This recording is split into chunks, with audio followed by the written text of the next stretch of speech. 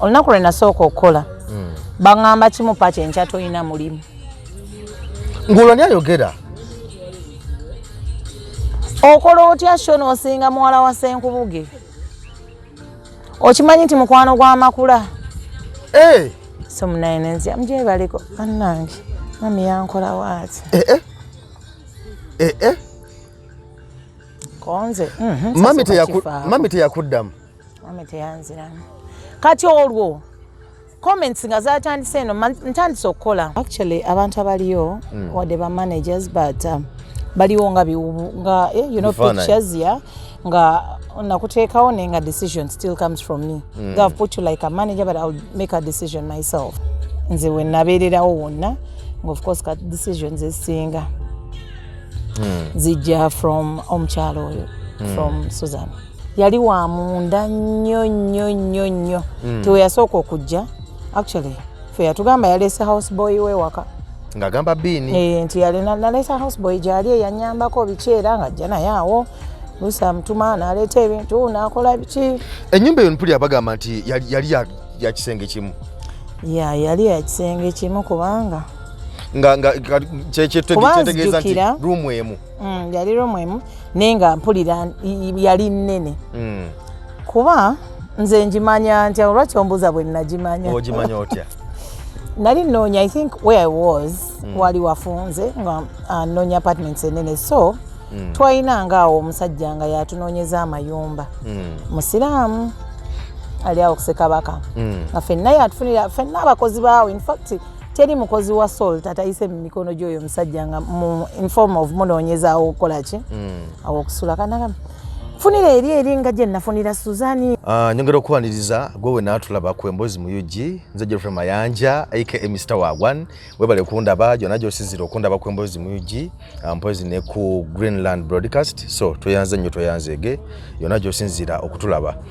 Pacho ndi naye tukomye tuwayemuko ku mboozi of course bingi ebibadde okuva ku mboozi gye twakola eyasooka bingi byogeddwa bingi ebitambudde side awo so tuze tubekola n'ensonga ndala zitwogeramu wano mpola mpola naye nga awe tuli Pacho soko obuze kuba tulaba abatulaba abalungi abatulaba abali mu emboozi mu UG mwebale nnyo okubanga mutulaba karibuni sana. Yes, tuli wano nate olunaku olwaleero. Abantu mulundi ogwayita emboozi gye twakola yasooka omanya banjogerera nnyombu bannange ekifuba bannange siri bulungi naye tekijja tugana kukola nti olwokuba ndi mulwadde ekifuba so Pacho lwaki batuweereza ku ssente n'onywa juice n'ofuna n'eddagala olwo nalaba awo yagamba nti omusajja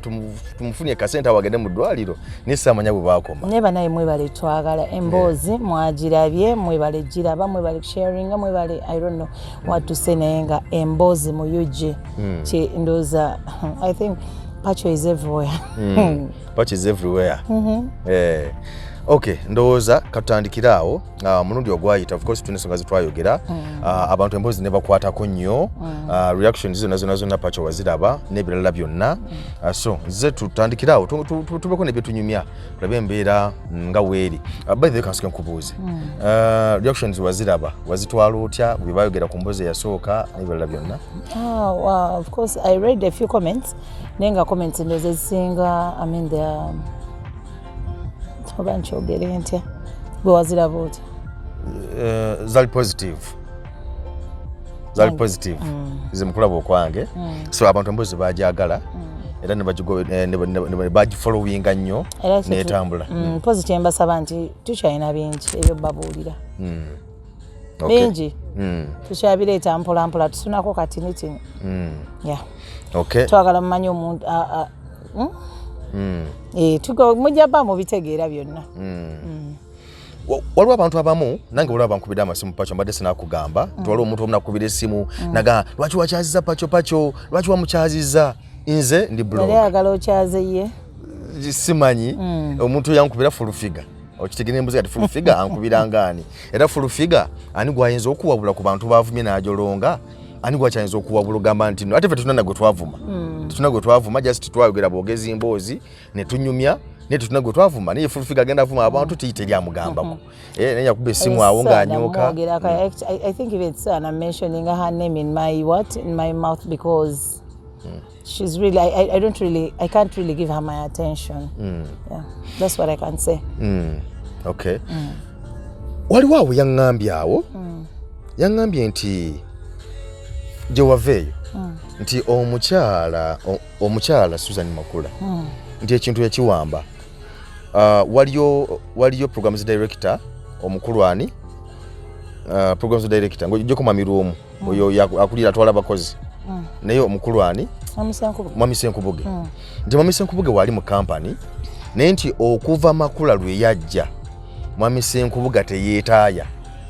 nti era omukyala kyasalawo kyekikola kubeere nga Senkubuge oyagala kuyisaawo tekisoboka munda wali. Simanyi ekyo kiri kitya kuba nga byogerwa. Ekyo kyensobola okugamba nti fenna abaliyo, actually abantu abaliyo wadde ba managers but baliwo nga pictures ya nga nakuteekawo nenga decision still comes from me. I've put you like a manager but I'll make a decision myself. Oba kitegeera, so ekyo si kipya nnyo bambi ate Mwami Senkubuge, I really love the way he has played. Actually ye ne Mwamirumu n'abalala abaaliwo abaavaawo even bategeera nti kati ono yegundi anti bagamba nti nno bw'oba oyagala gavumenti endala ejje olina kugondera eno eriko otuuke ku eri gy'okola ki. So that is what they have done bambi bagonze. That is very true. Time nze we nabeererawo wonna of course kati decisions ezisinga zijja from omukyalo oyo from Susan. Musoroti yonna ku radio ne ku TV bwewaviirayo kubanja batugere nnyo ku kiseera bwewaviirayo yali alina buvunaanyizibwa ki? Yali akolanga assistant programs director, yali akolanga assistant MD, yali akolanga ki? Yali akolanga morning show bagiyitanga Zibulaatudde. Yes, Zibulaatudde nga bagikola ye Mbabaali oyo ali mu bizonto. Then some guy bamwita Kalyesuubula bambi yagenda bwe batandika restaurant yaabwe wakati awo I don't know what happened. Sokoleke restaurant eri gye wagamba Makula yali afumbira emmere ng'agabula abanene omwayite Kalyesuubula yaliko nga bagitandika. Kalyesuubula yaliko era Kalyesuubula mujja muwulira naye nabanga ofunye chance to get him naye ajja kubuulira how they started and why they parted ways nabyo byonna olibanga ofunye chance to get him naye nga bw'oba omwagala. Kalyesuubula tebabanga bamugoba bugobi mu restaurant nga ebintu abitambuza bulungi. Kalyesuubula sijja kulimba naye nga they were so tight with Susan. Tetwamanyi kyabatabula, we don't know ekyatabula abantu bano. Morning show nesooka evaako yonna because it was one of the morning shows whereby owuliriza n'ogamba show yakabi ng'ovudde ku Simba, njogera ku Luganda stations, ng'ovudde ku radio Simba is morning show. I would always listen to these people and feel like ndikuwuliriza Simba. They had everything ekya Simba. Bali balungi. So Makula yali nga presenter in that show nga ayinamu ye okusinga akanyumiro ka health tambula n'okumanya something like that nga leetamu ya health tugamba bannanga bakyala mulekerawo siiga enjala temuziteeka mu kyuma naye ndaba abikola bulinawo simanyi makeup mubeere nakyo abeera ku makeup 24/7 ate biki smile abakyala mubeere n'amazzi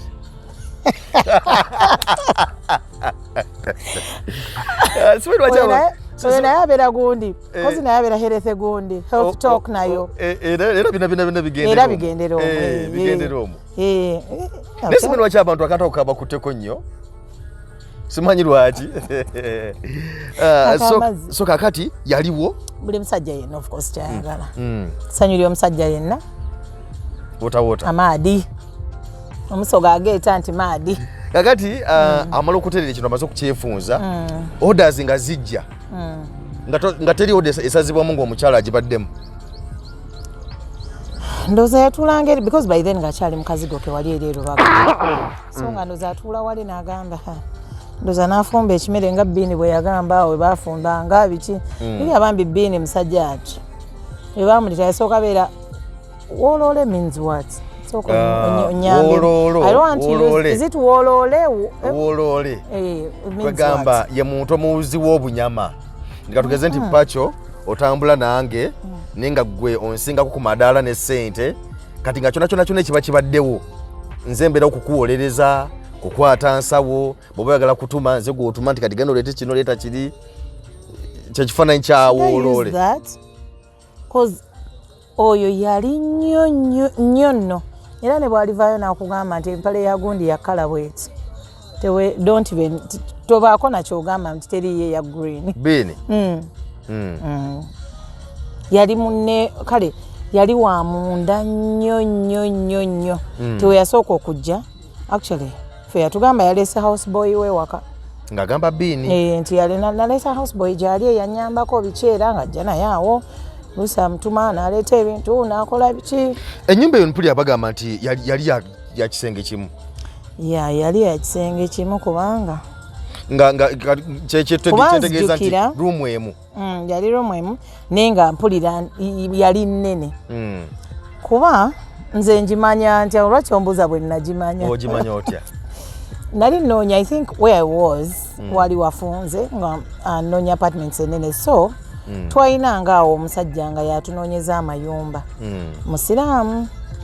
ali awo kusekabaka nga ffenna yatufunira ffenna abakozi baawe infact teri mukozi wa salt atayise mu mikono gy'oyo omusajja nga in form of munoonyezaawo okukola ki awo okusula kanagamba funira eri nga gye nafunira Suzani ekisenge kimu erimu bathroom wayangamba mulimu bathroom ne toyi na biki self contained nene wayangamba 25 ba 3 sijjukira byadda ne mugamba no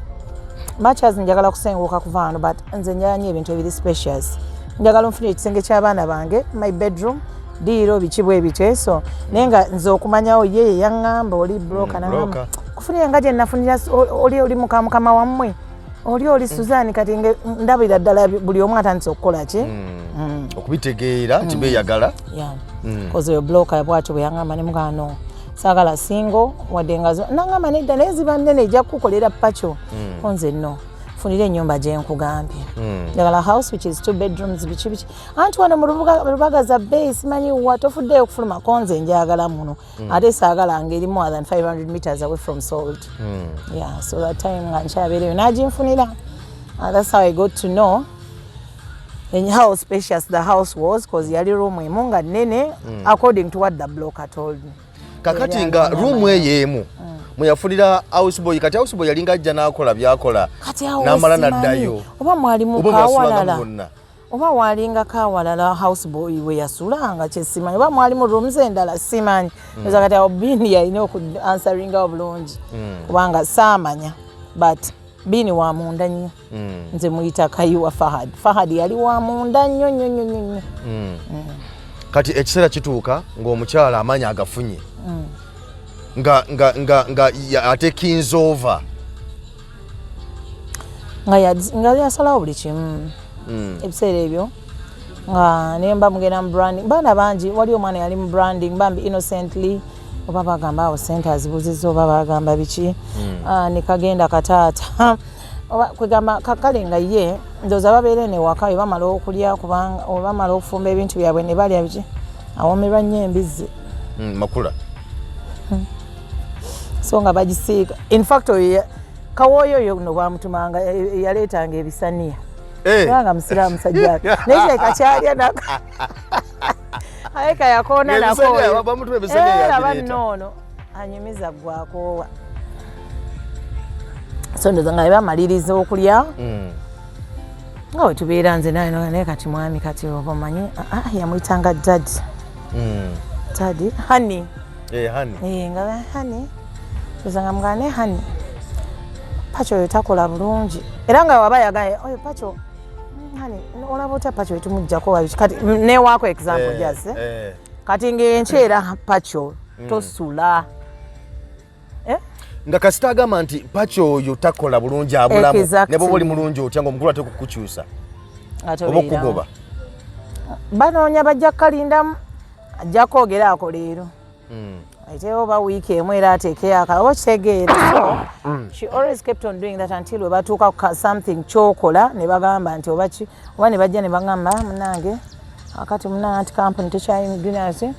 ndooza tugira tukuwumuzaako gundi Pacho ogira otuulako naye tugenda kuyita saawa yonna ng'omanya madamu yayogedde.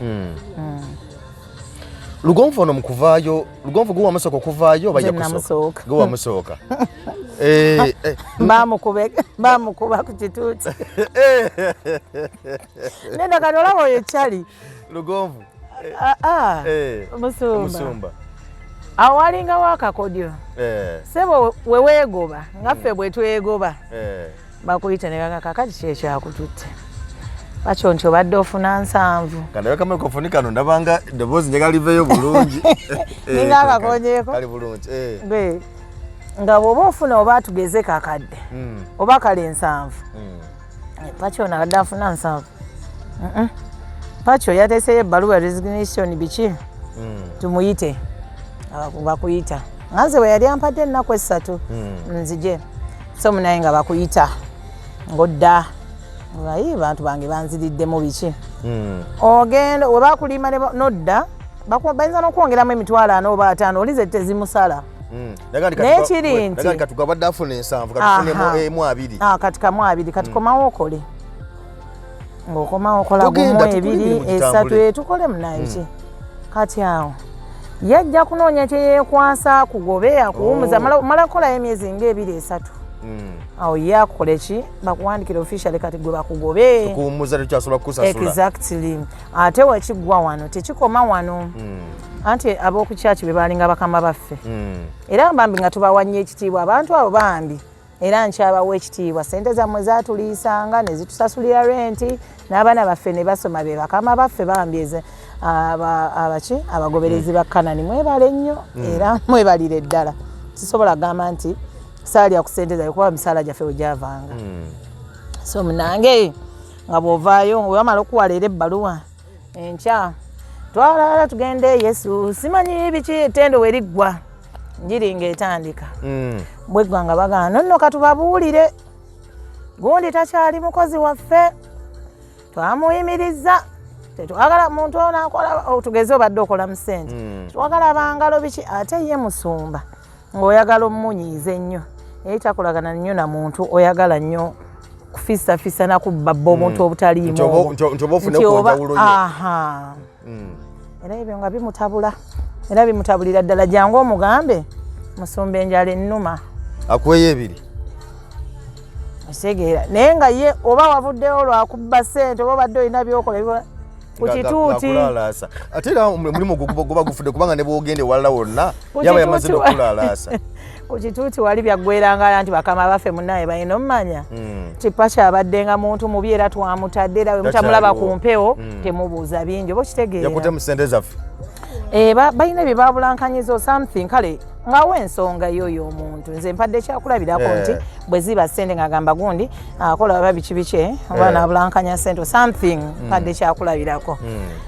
Yansonga munange Kanani buli omu ng'agamba banyiiga nga banyiiga biki naye of course tebajja kiraga mukama waabwe nti banyiize lwakuba swansa avuddeyo kitegeera naye nabo abamu byabalumiranga muli nga bannange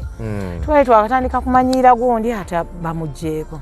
twakatandika ate gundi yakajja ate bannange soloti nayo nga babeereyo bambi nga bakola ki nga beemulugunya naye bambi tebalina kye bajja kukola ki yakuba tebajja kukola kubanga decision has already been taken and it has been made and taken okitegeere. So sometimes bamwamirumu awo bebajjanga neanedda naye omuntu ono batumuyite tugira twogerako naye okusinga omumugoba oba omuyime naye nga mami yasazeewo dda wali teri kusaaga geza okikole geza nkugamba okikola ndoza nata oba bamukubanga engolo omusajja watiwaka kati ngambe kikubanga bambi ne mutuula meeting we mutibanga sinawona mu nsonyiwe sinawona mu nsonyiwe naye tulinde tweke dukola ndoza nga tuya meeting ayinza okutunuulya bwati akuba eriiso liri erikambwe ndoza nga gamba omanyi edda batwako abazadde baffe batugamba nange kati era nkikola omwana abazze nga ndina abakulu bendina mukuba eriiso namami kati wananyiize taneetaagawo wano so ndoza nga mugaa gundi bye nagambye bw'otabikola kyegera so bwe bityo ebyalinga of course most of the decisions alinga zenga bw'era bw'omanyi nti mu family omukyala era bw'aba n'omwami amwagala nga bonna baagalana buli omu awuliriza munne naye ate omwami bw'aba nga yakwagadde akuwuliriza nnyo nawulira story nga ku gundi ya Lugonvu nti Lugonvu yasaba agende akole ebyo bikozi ali alina mirimu obuvunanyizibwa obulala oba events bye n'ebirala byonna naye mbu n'asaba amuwadde oba ekizimbe ng'agenze ku kizimbe kya Hamu office kati mbu n'asaba n'asaba agenda akole naye n'asaba nti ajja kubawo programu gy'ateekateeka agireete naye ng'agisasulira ewaabwe nti omukulu nakkiriza naye mbu ate Lugonvu olwavawo bw'ati omukulu ne yeekyusa byonna n'abisazaamu kati gwe bw'obeera gwe ng'oŋŋambye togenda kuddamu kuba ku mpewo yonna ne Kanani nenkirangira abantu ate wiiki ejja nenkuwulira ng'oli ku kizungirizo olina wookizungiza ontegedde nkutegeera bulungi nti ku olwo actually nali ntambuza na remote bwenti nendaba that show anti balinanga batutwalanga Kanani eyo buli oba nnaku z'omwezi meka byerabidde nze bannaye in a year we would go there once for introduction okubuzaako abantu baffe abo biki gundi Salt Roba yongeddeku ku myaka omwaka yes so I think nze when naviirayo I think I left to Lugonvu there naye nga ate mu kuyingira twayingira wamu lot ya fence Lugonvu that was our lot we twayingira because Lugonvu yava ku metro najja so Lugonvu kyensobola okugamba nti Lugonvu yali yagamba badde nkyagamba nali ntambuza remote nembalaba nentuuka ku Salt nga oba leero kyekiriko wano ngenda okulaba nga bonna banje bano bali mu lunaku lwabwe biki ne basoba yali obudde nga batuleetako wakati awo then service neryoka eyeyongerayo bannange Lugonvu abadde naffe ebbanga lyonna biki naye manyi omuntu wakola obulungi tubasiibulanga bikyeraze basiibula era tewali mpewo yonna kwe mugenda mulaba tewali mpewo yonna nga bw'obyogedde nange naliko nga ndaba yabyogera bw'ati naye nti asiibudde agenze kukola mirimu gye mirala era we nawulyako neŋŋamba ye mukwano gwange Lugonvu avuddeyo nengenda nze nali nenoonya channel zange I continued neŋŋamba kuba nali mbimanyi byonna ebibeerayo naye kasa nawulyako neŋŋamba Lugonvu avuddeyo nina akanyomero ka Lugonvu ke nayagalanga ennyo aka brain power so I was like olaba ne Lugonvu agenze kati nembireka anyway but that is what I had nze bye nalaba ku TV kwolwo so ayinza okuba nga ekyamunyiiza kiri nti Lugonvu yagamba jjukira naye kennyini n'akiranga wali nti tagenda kubeera ku mpewo yonna naye oluba okubeerawo yagenda okulaba nga Lugonvu is on what BBS so maybe anti ebiwulirwa nti kyekyali mu nteekateeka naye kati wanene omukulu gamba nti temugenda kuddamu kumulaba ku mpewo wonna ti gwali musumaali guli ogw'okumulaga nti nenteekateeka z'odogambe ez'okuzza program ku Salt nga gwogi ogisasulira ng'olese oba olese sponsor nakyo tekikyaliwo nkigaddewo nekyo nga ekyo nga yakyogera ono tannagenda kuba kati awo yali tannamanya nti Lugonvu agenda kuba Lugonvu omulaba omusajja musirise nnyo musirise nnyo tavaamu nakintu era alabika yakola ebintu up to the last moment n'okugenda ovaawo teyayogera kuba nze ndowooza n'okujoininga Salt it was the same thing nze when I was a music promoter that time nga I'm promoting a music remember those ebiseera ebyo nga music wa Simon Rock, Evelyn Lagu, Flavia Mawaji bani abo bonna nga mutambuza nyera ba Lugonvu wa my friends I would take music too kugondi niye twali naye ngeggulo limu nga ate ku Monday tugenda ku Salt Feno kola interviews de ba tuyita nenga temali mumanyiganye nga we are very good friends era we namusanga ine twekubo high five bichi otegera nga Lugonvu nawo oli wano kati kwolo ne batulinza wana gold onakululamba terwali lulamba naye twali tulinda Susan ave mu show tukole interview sebo mwalinga bameka omwendo semondeka enfuna mu kiko kunywa omwendo gw'abaana abaji I think we were like 500 people it was a Saturday nze when I got that call it was a Saturday nali ngenze Bukalango yali Sangalo senkuba nzijukira yatukuba nnyo kwolwo Musangalo nze whenever I'm going and dedicating nze simu yange ntera jijjako kati nali mu yemisana nenze wemba ngenda ngambye this Saturday is my Sangalo weekend ngenda Bukalango I go from morning zigenda wera saa 3 nga natuseeyo nefuna amazzi gange nenkolako byenkola then nengenda mu mise ey'emisana ate wenjimaliriza nenziramu kati nenteekako kessimu awo katonotono I keep in touch with my kids at home biki wemanya nti they are fine kati ey'ekiro eba egenda okukola ki kutandika the real sangaalo kati awere essimu nga njijjako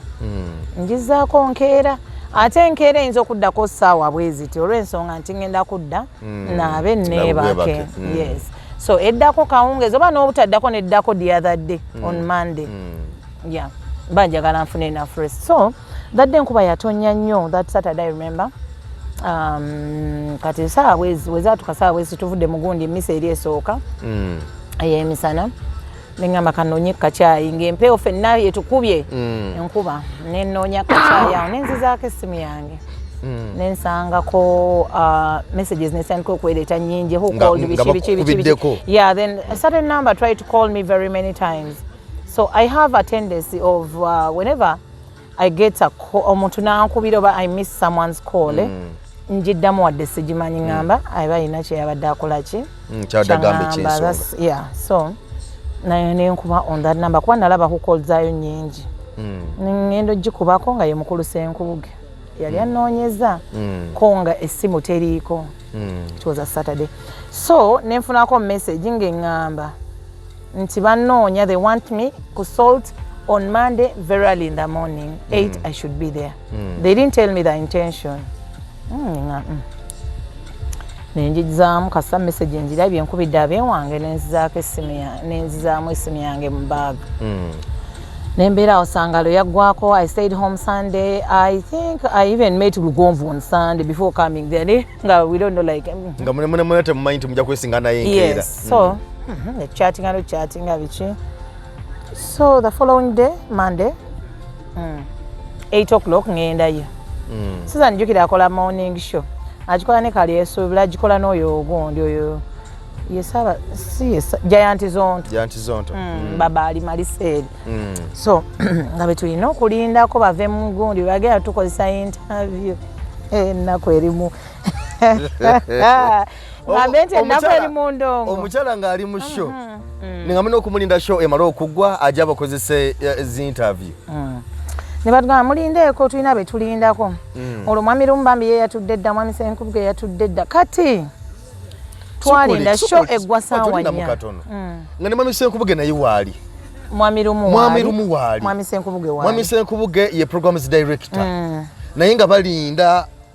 abali mu show y'okumaca etwalwa mukyala Makula bajje babakozesa interview nga ne programs director naye alinza gamba tulinda mukyala yalina musaati ya white nzijukira bunyo nnyo mwami Senkubuge gye yali ayambadde ne mwami Lumu ezo saati za Salt ozimanye za white ennungi ezo yeah it's what they were putting on that day tulinda saa 2 buli omu n'atuyitako kozi wambuza twali bameka wa over 500 people who came for interviews kati nze ate they didn't tell me I'm coming for interviews bangamba bugambi jangu we need you at Salt ningamba ba Salt ebeera luddawa nenoonya nenjiraba I came kati ziwera ssaawa 4 sho neggwa njukira bavudde mbalina soka banoonye ekyayi banywe ekyayi bakole ekibakedda nti nga era naye gundi wambuza nti Susan yalakola ki Susan yali akolanga ki yali ngaakola eyo morning show ne music omuteekangayo nga tuteerayo music bwe buvunaanyizibwa bwokka bwe yalalina ebiseera ebyo omanyiyo obulala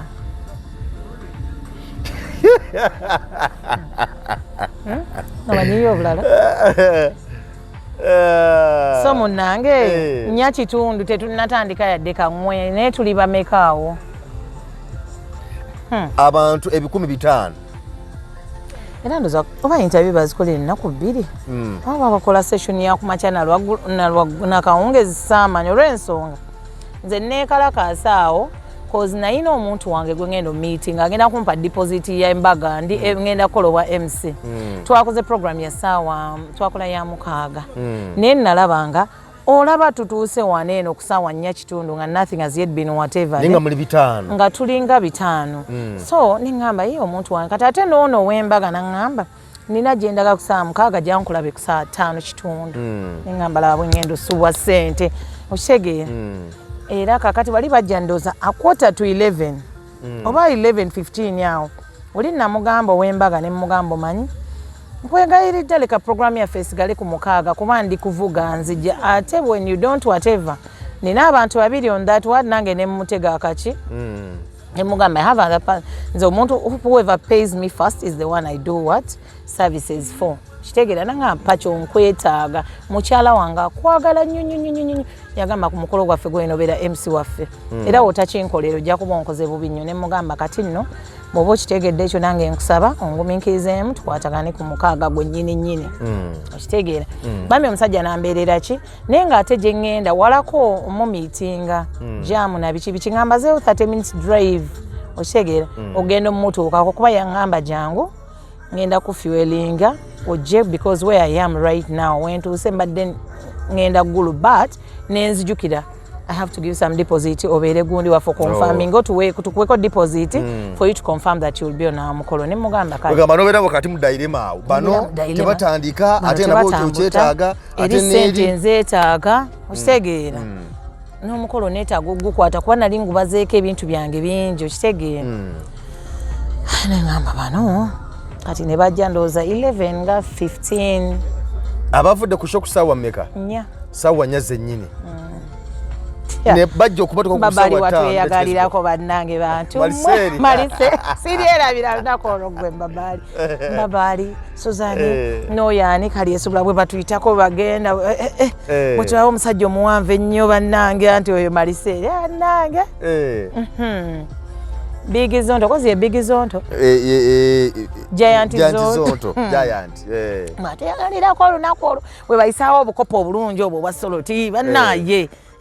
Kakati wano it was a very good brand that time ngowulira you want to be at Salt ochegeera. Kati wano mukususula kyali kitya. Neka olwo omutima gwange nze n'ekyayi kyayi njagala eri center to go kuba oli nali namukozesa dda programs ebikiyo kitegeera meeting leero kyokka bantu be bampise aye ndaba tebakutula emba ŋŋenda nkuba mwami lumwakaama mugamba munnange bambi nkwegayiridde nina gye ndaga program ya saa bweziti sente zigenda kompitako nga biki ng'era omuzadde n'aŋŋamba kati omanyi katutandike naawe namala gakola let me not deceive you namala gakola kuvaawo nveewo ŋŋende mmanye nti ekyo nakyo nakimaze so they called me yes I came I didn't saaba kutenguwa so ne baŋŋamba kati kolamu babaali oba ne bagamba we are looking for kali esuubula olwo we are looking for someone osobola kola drive show gwe olakubuuza olwo omukyala yali kuki ali wali atuddalaba tannabuuza naye nga wali awo twagala omuntu who has the energy biki you know we are looking for presenters but drive show na biki ate ekyo ne bakola akalango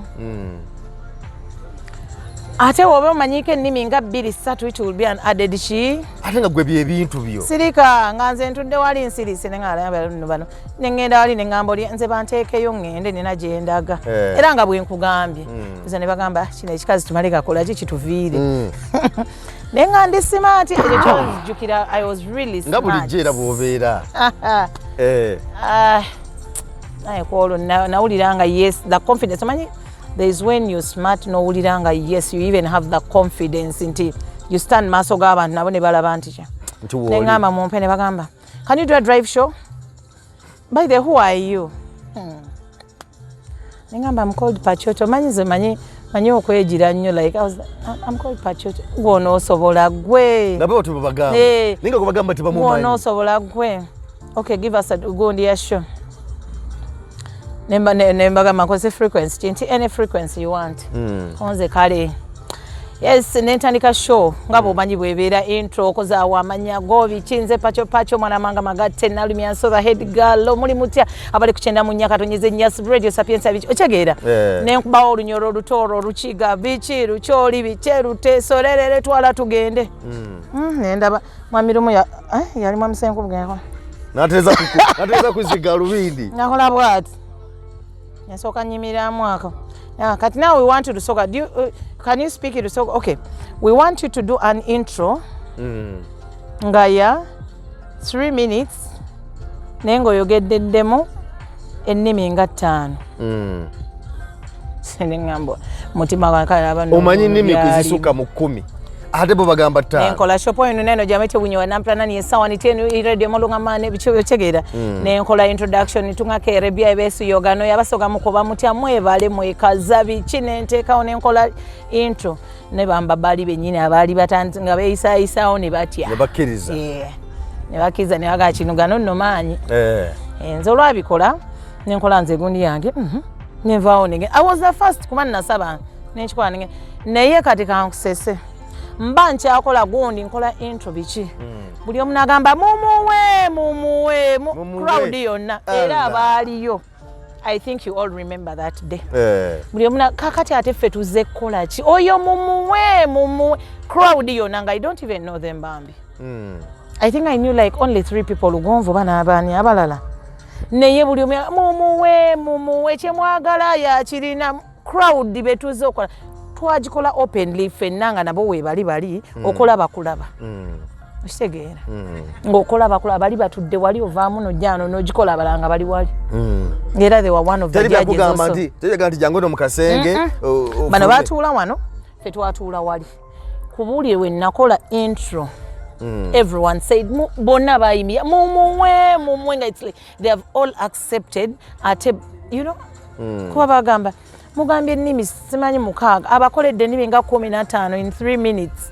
okitegeera so those were nga omukazi yali agamba ebyo I think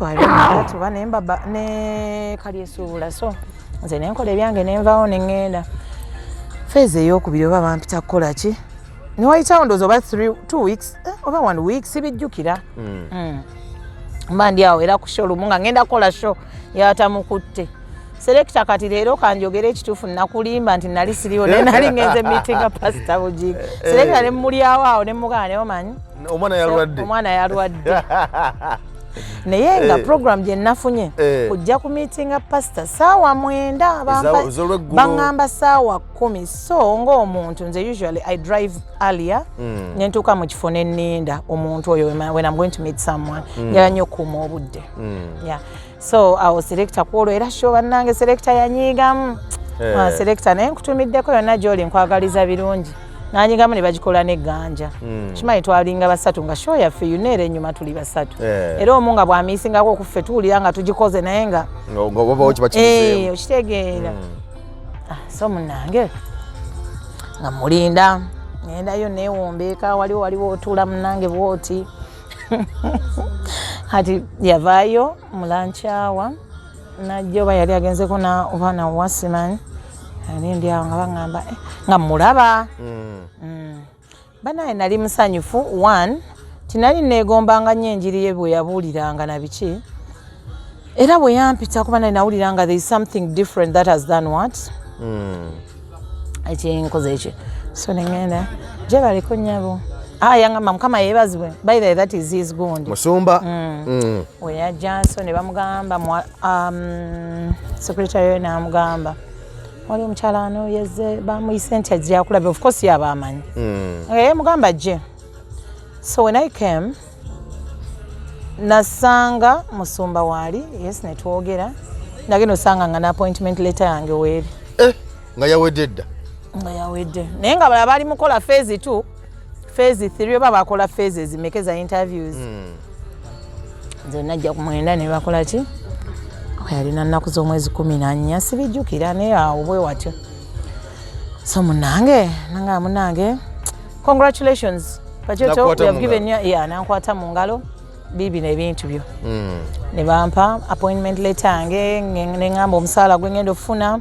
ne bangamba neki probation yange ya 6 months after that then we talk tukole ki bampe contract okitegeera ne bangamba okuleeta I should make sure I have a Barclays account number kikuba it's olwa kujja mu centenary waje wali ng'omukatuli ky'omutuufu nga you know nesaavaayo nzenna kyalina akawunti zange mu centenary era nzikozesa era eno nazijjangawo era nenteeka eri ereme kubeera dormant so kakati nenzijja nembagamba naye mumpeeyo oba yali nasaba wiiki oba wiiki bbiri I hand over the other side then nzije era bami ne banzikiriza I came ku Sapientia I handed over my resignation nosibula ngenda nensibula nengenda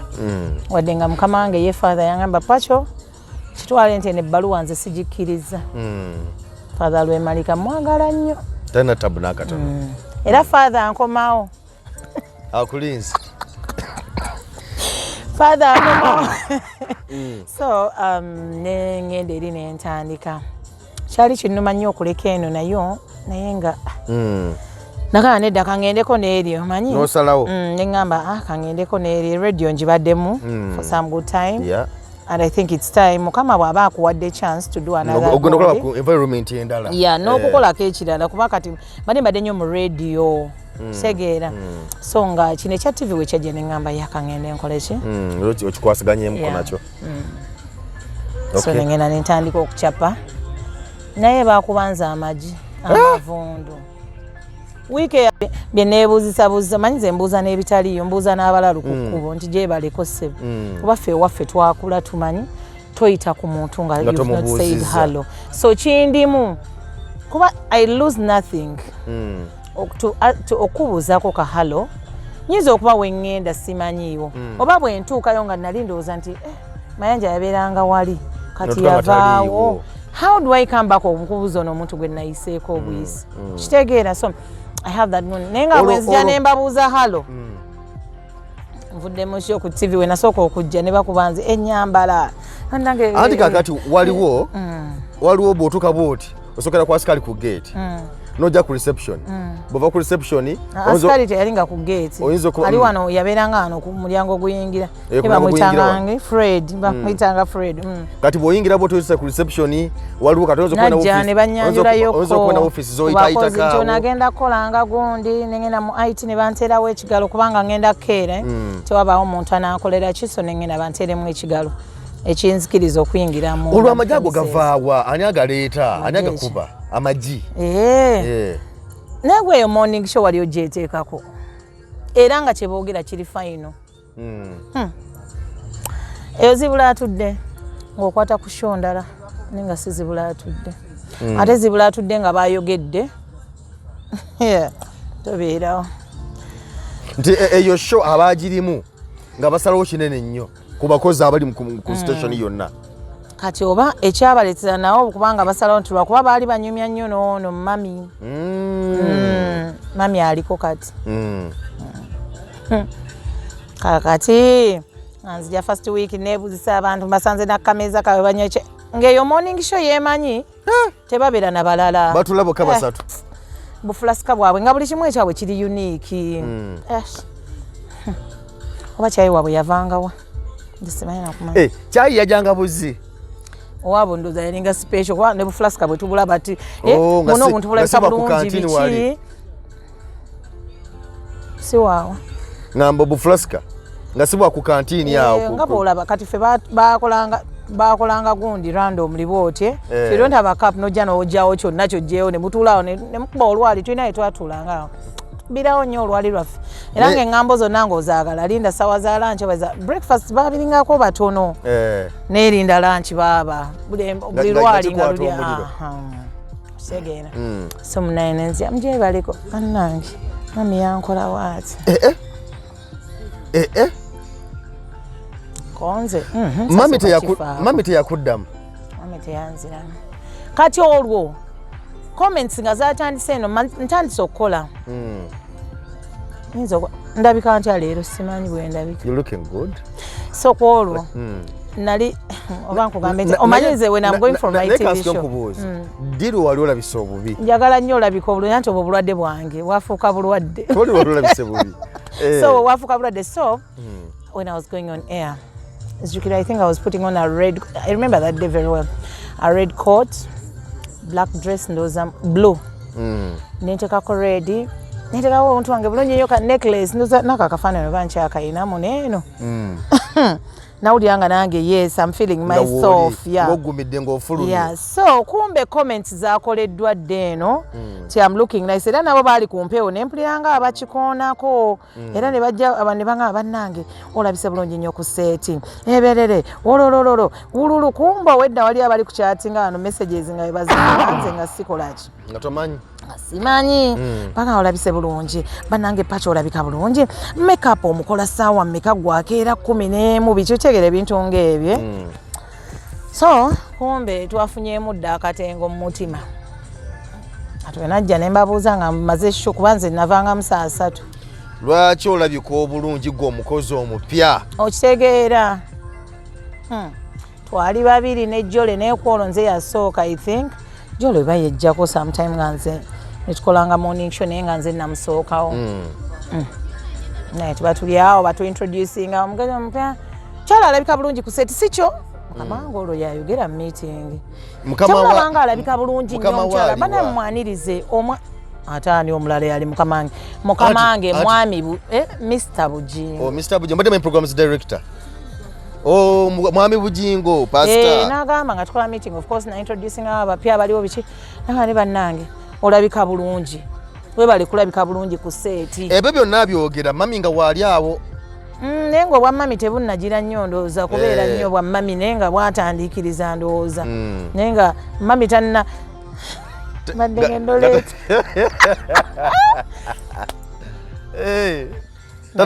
tanaba kuwamba nga ndowooza olaba wali olobyeko ebyennyanja nze nalobangako ne ba brothers wange because I grew up with boys ku source of the Nile Jinja nga tuvaali because we used to play tennis ku Jinja club so in our leisure time saabweziti nga tugendako wali ku source tukirira bukkirizi bwe tuti twakwatanga obulobo ng'obuteekamu akagundi ensiriŋŋanyi then you throw like this nolinda kasooli akatandika okwenyenya omukono nogamba hakati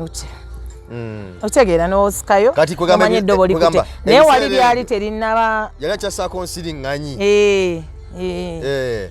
naye nga gyalaga alabayo oluyimba lwa message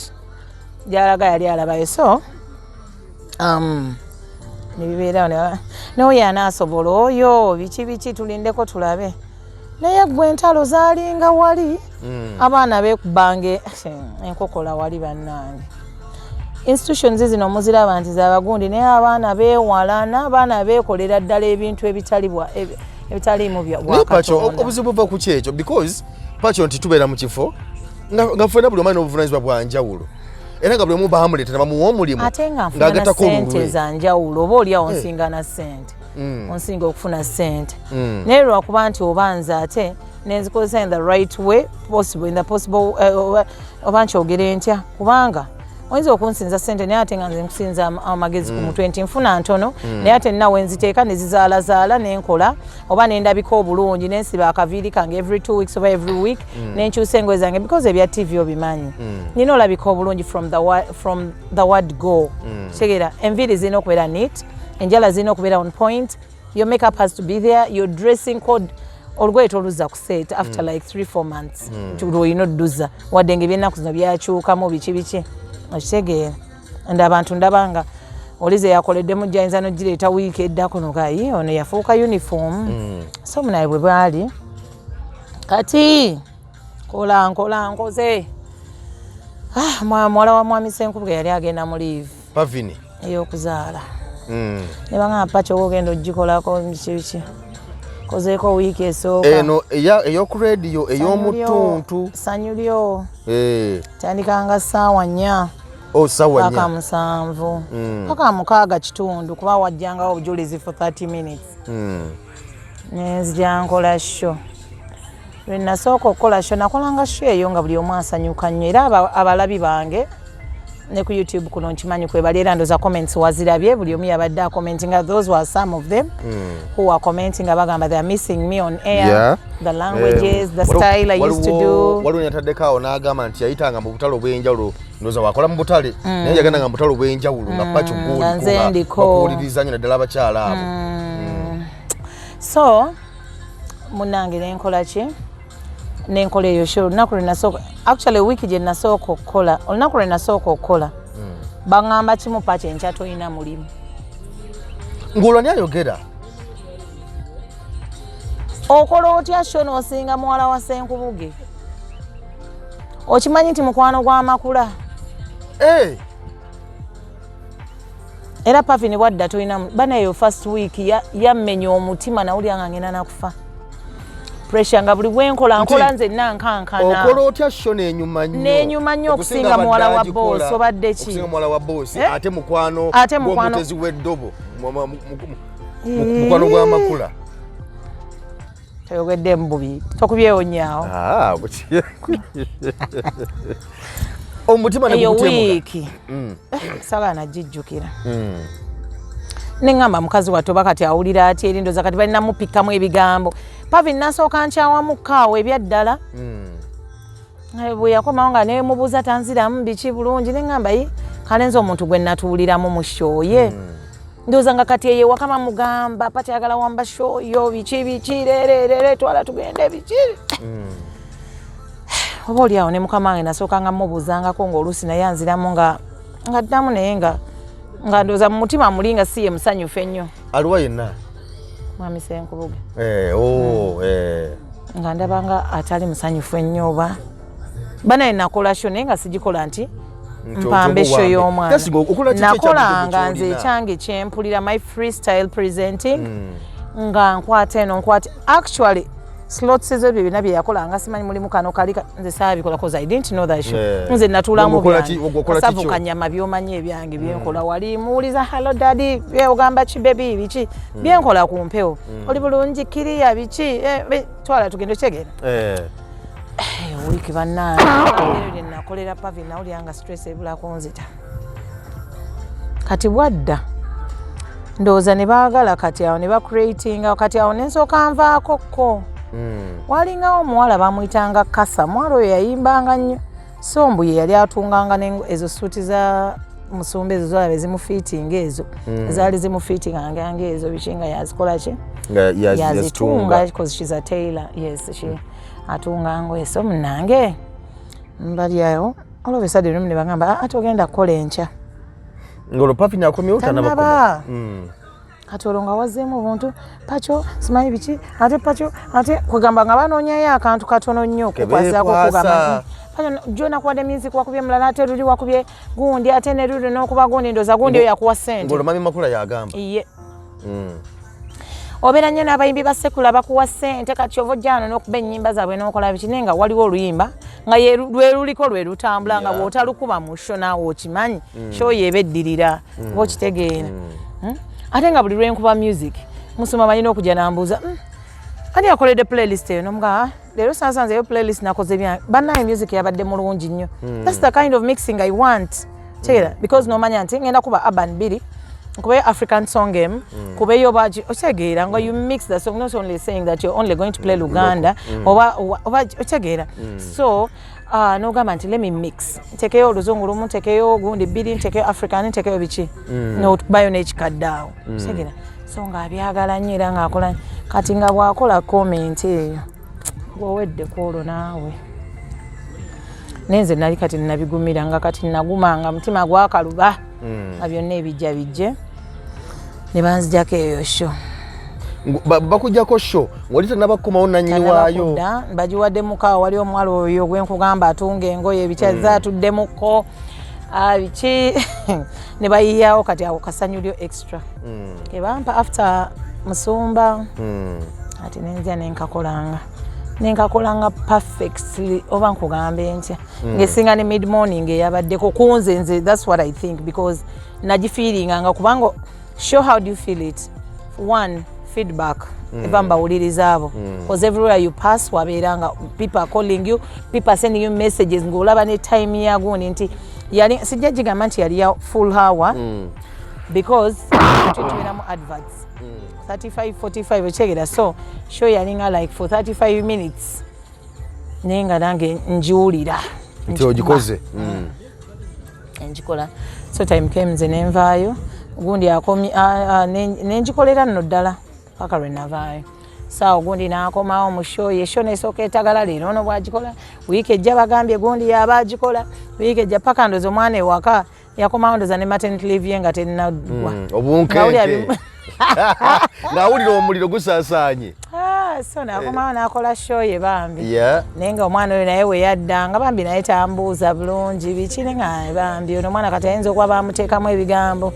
Nga wali Geoffrey newe oba tojja kunkya obadde sitoli wa kunkya bakupikamu ebigambo olenza n'okujja nasanze Pacho ng'ayogera ku show yo Geoffrey mbu bagimuwe. Njugo okola bubi nnyo. Okola bubi nnyo tobimanyi tokola ki kwegambo tegeera. Olaba muntu kuki olaba muntu obutakwagala. Akuletako ennugu ne weebuuza ono namukoze eki? N'ogamba nenga maama oba lwakuba nvuga akamotoka kakadde kuba we nagendawo nga nina ka U8 nenga maama oba lwakuba nvuga ka U8 kamotoka kakadde bo bavuga.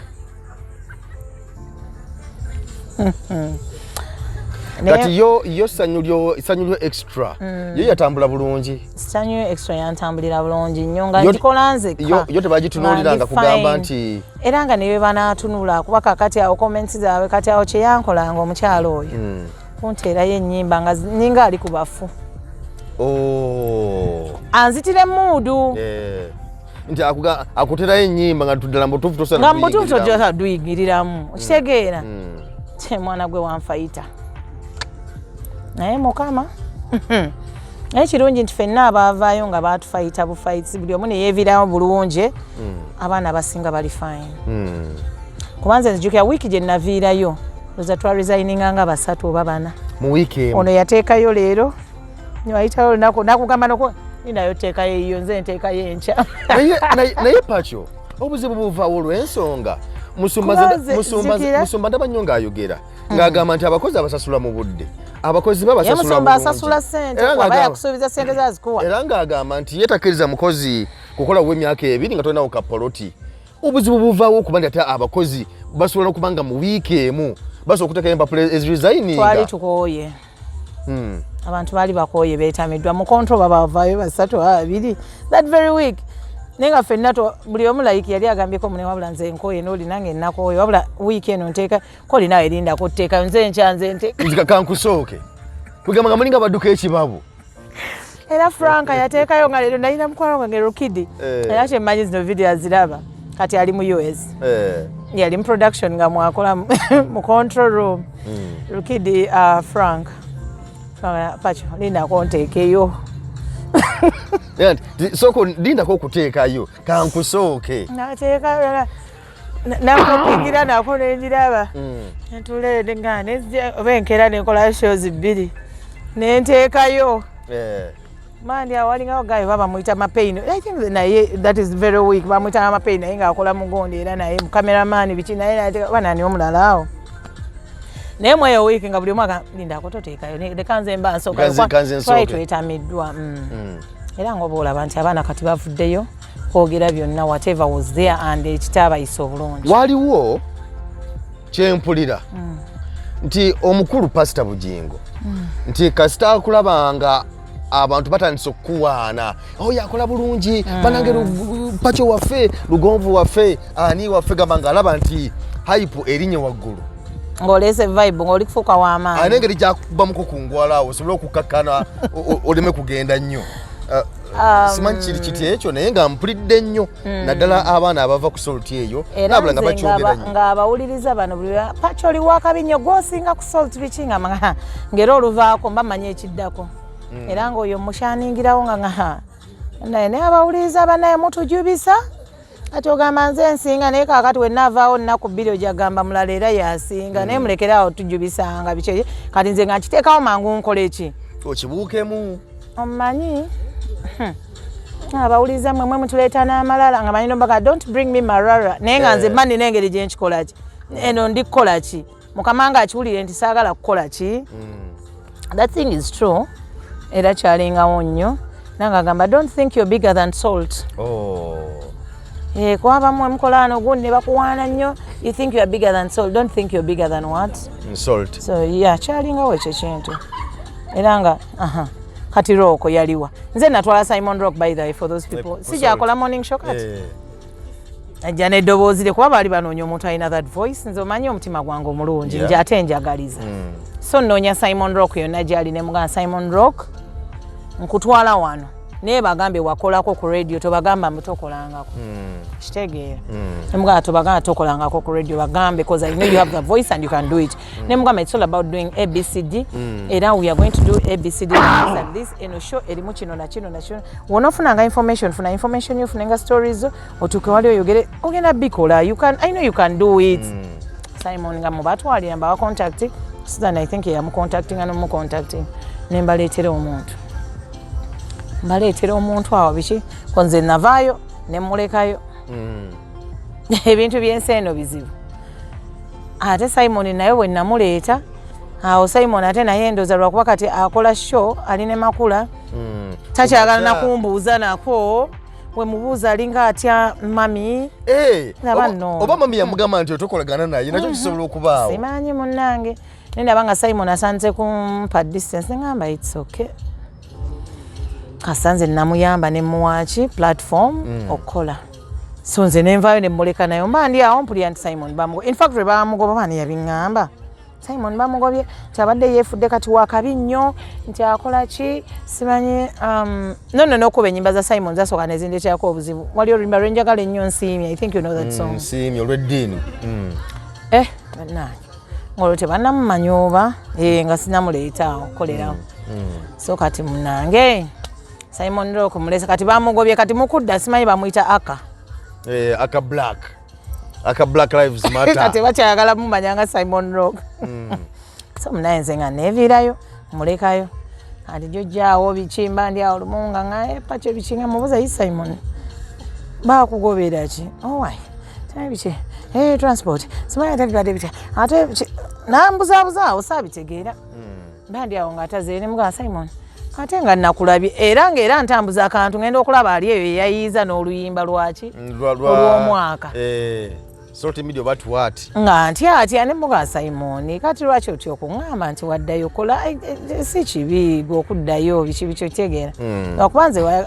wabeeranga ayagala ate okunkuba gundi ate nga nze nakukola ki nga nze nakupasinga kitegeera nga wayi nali ndi awo nsoma nampita ate biki ne mugamba ate oyogera bingi it is good that you went back to work biki I'm happy nakulabye you even composed that song it's nice biki wakuba tewatuwadde time to oji ya to wakikubye mangu n'okifulumya mangu senga wayongeddemu kino kiri ne tunyumyamu ng'abantu naddayo n'akola senga kati awo neviirayo dda ndi wange nnyonsa mwana wange olwo mami gyali mami munange nga gyali Simon yita kunyumiza ku bizibu byasanga eyo waliri bwe wamusanga ng'avuddeyo because wabeera waawo okunyumyamuko kati Simon kale okuva lwe nava mu Makindi ekituufu kiri nti nina ebintu ebimu bye nali neesalako nnyo nga I'm concentrating so much on my family era ndoza senga saava mu Makindi eno n'omwana senga saamuzala kubanga dakucakala was too much mu Makindi by then nga nyingirawo late machazo omusajja tabaawo tekitegeeza ate weewe nnyo eddembe erisukkiridde oba okitegeera so Makindi namuvaamuko nsobole okufuna time kubeerako with my family nengamba no I think kansoke nezo line nensoka nzijjako biche I'm really concentrating on my family kati concentrating on my family the other side of Pacho nganjagala gifiringako nayo kubanga ene ya presenter yes eyokuchakala nchakala biche so I wanted to be a mother now nengamba no I think bino kambye sonyiwa ate ne wano negine emikwano nsoke njite okisegeera so then taking at the other side era when nafunye neoyo baby we yajira nengamba yes now this is the Pacho gwenjagala yono kati actually njagala Pacho to si Pacho because Pacho abaddewo n'akyakala n'akola biki so I want now Pacho to waliwo story ginawulirako the programs director lumunti bafunamu obutakkaanya nani ne Musumba ni mwami Senkubuge mbu nagano kuza emotoka gyali avuga simanyi Musumba yali yagimuwa ya mulimu aya mulimu mwami Senkubuge nga yalina motoka ye yalina ML I think ana what one wish nga zombi ze kububwe yes I think when I stopped seeing an ML nendabanga wish ya white I don't remember the numbers nenga yali avuga ML yenga bomanyi yes I think abamulabanga ku radio simba you can tell kunjulira cause I know that well because abantu badde ne boogera ebigambo gamba nti bafuna obutakaane ne musumba awo ndi katasulewo n'omulimu ngalaba takyananya obuvunaanyizibwa okitegeera bambi babayitanga bayesese era abaana kati nenga ebiseera ebisinga nti abantu boogera ebigambo abantu ne babitwala naye ng'ate nga twali kifaananyi kituufu okitegeera nzijukirira nti waaliwo time yali agala ovaawo mwami Senkubuge nenze nali mpulidde nti agenda mu bya chachi bye ng'akoze chachi oba chachi yalina oba makindi omwo I don't remember naye nali nabiwulirako ko nti musumba gundi ayagala kuwumula agenda akola ebintu ebya chachi asigale mu drama we ne chachi ndowooza ne bamuyita ne bamugamba katukwongere ssente oba wabula saabimanya naye ng'ebyomusumba oggulira mwami Senkubuge emmotoka no ekyo si kituufu kitegeeza nti kyebali boogera abantu kikyamu maybe nga yamugulira nga navaayo saagala kukola ki but maybe ayinza okuba nga yamugulira nga navaayo naye what I know I got him driving an ML yes formatic then after some time najivugirako nebbanga ate same wesaalabanga ML nga ndabawo wish waliwo ebiseera bisinga nti abantu babeera mu bukulembeze kiri kyebayogeddeko ekyogamba nti program director waali mwami Rumu waali atwala abakozi human resource mukyala Deborah yalingawo mu accounts walingawo Deke mu marketing nga bonna weebali naye nti ate ne mulinda omukyala akola morning show Susan Makula ne tiimu ye balyoke bajje mutandike okusunsula abantu ebiseera ebisinga abantu